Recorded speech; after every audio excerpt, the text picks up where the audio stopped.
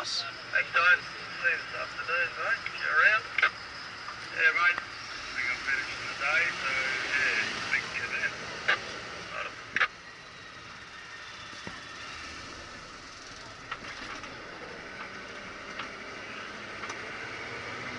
Okay, everyone. Welcome to Fraser Island, which is indeed the world's largest sand island. Now, here on Fraser Island, everyone, we've also received a World Heritage listing.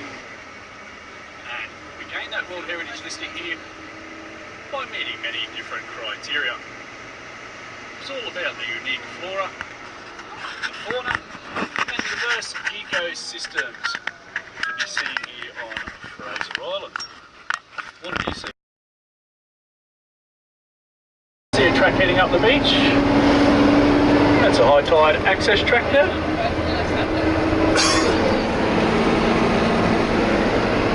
Because on the higher tides, you can't get around this section of the island. The waves wash right up against the vertical embank over the dead trees that you'll see up here. So it does make it impassable. So this afternoon, everyone, we do have a 4 o'clock high tide, and we will be having to use that high tide access track. That's it, straight out.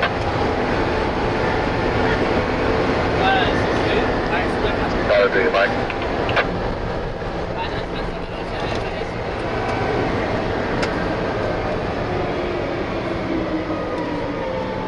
Just be a little bit sneaky here, shall we? I haven't worked in the last few days, so this could be a bit sketchy doing this, everyone.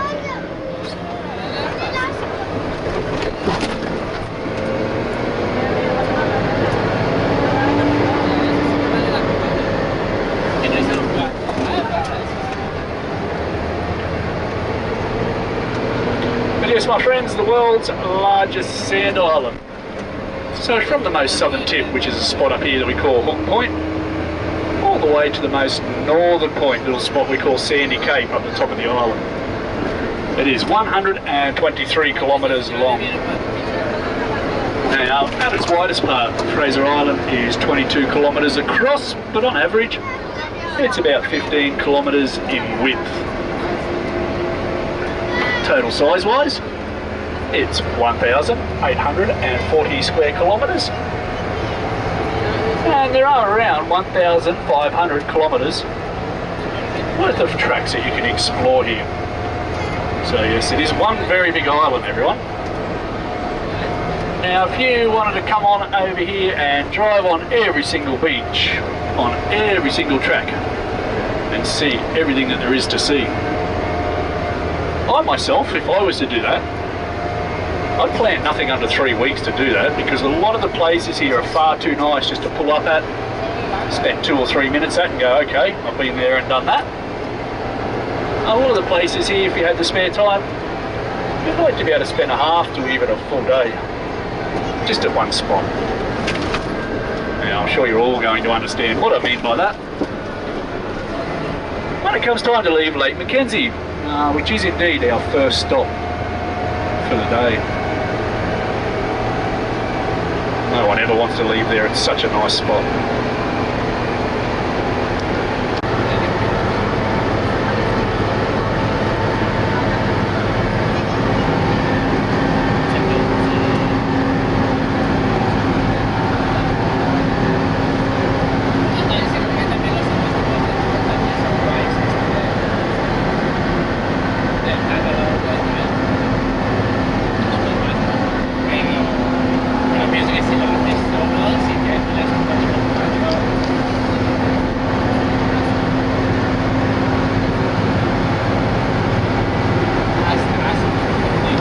Here, everyone. You can actually walk off the bus up that creek there and start drinking that water off the beach. Now, the best way that I can explain to you how we do get these creek systems, we have them on the eastern and the western side of the island.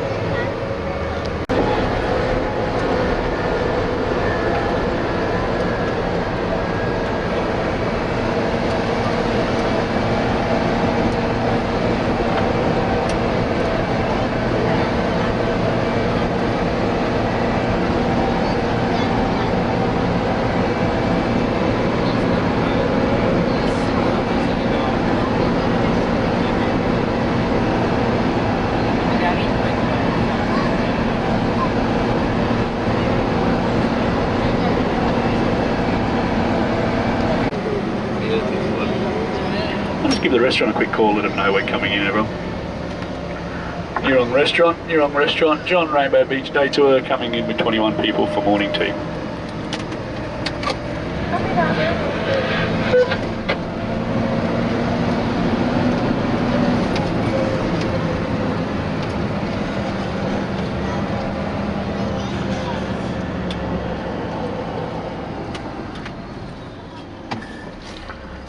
Okay, everyone, welcome to Yurong Beach Resort.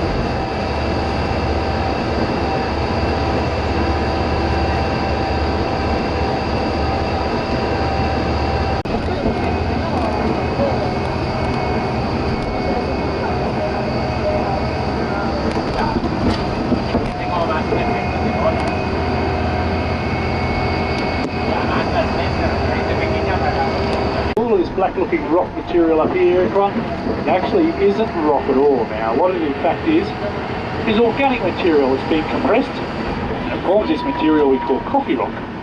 The reason it's called coffee rock is if we were to hit it with something hard, say like a hammer, it would break up quite easily into a coarse sandy type textured material. It looks like coffee grinds. Now they do say that it is the first formings of coal. You just need a lot more heat, time and pressure to turn into that black gold. Now we do have to go up and over this headland, as you can see, no chance of going around the outside of this headland. So we will get a few ups and downs, side to sides as we head up here, everyone. Just hold on for a second while we climb up here.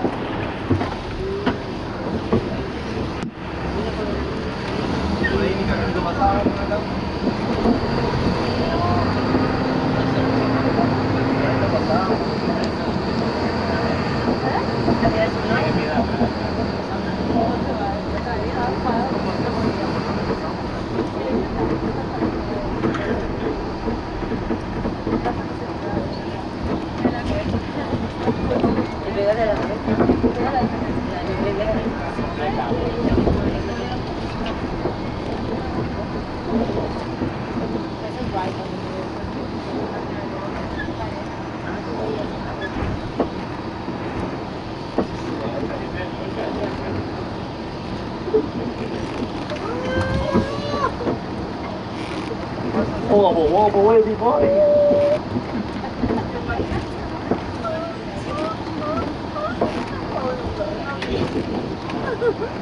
¿Lo quiero que cae? ¿Ah? ¿La señora que me calle? ¿Cómo que se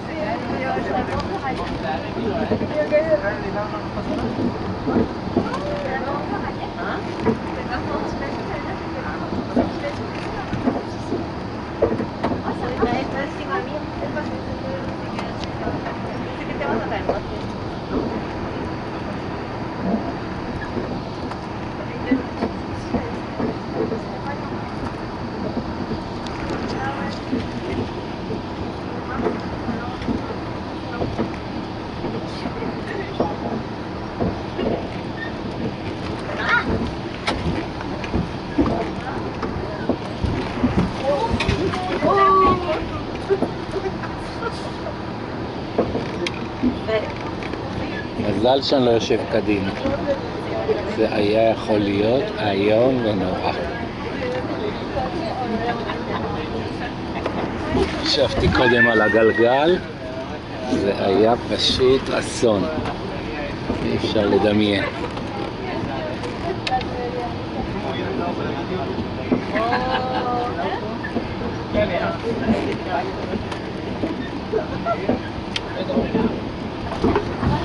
Oh, that was a bit deeper than I thought. Almost there. That tree on the left hand side there is what we call a pandanus tree. There's another one coming up here. What's the fruit? The fruit is called a breadfruit. Right on the left just there, everyone, you'll see that little fruit on that tree. Now, the fruit is edible. However, if you were just to pull it off that tree there and eat it, it'll send you blind, because it does have a poison or a toxin in it that can send you blind. So in order to eat that fruit, what you've got to do is you pull the nuts off. When they go ripe, they turn a yellowish reddish colour, and you then roast those nuts in a fire. The heat from the fire actually disperses the poison or the toxin. You can then crush up the nut, put a bit of water with it, and you can make like a little bread dough, like a ball, a bread roll. If you put it in the fire,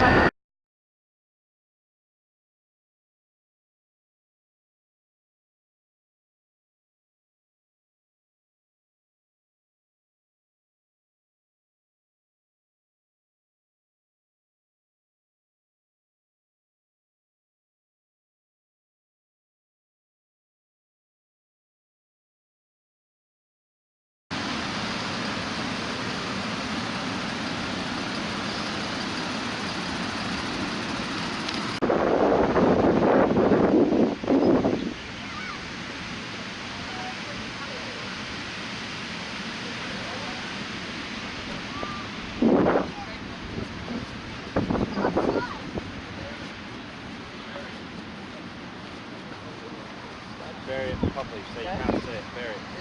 Yeah, leave it up there. That's your name.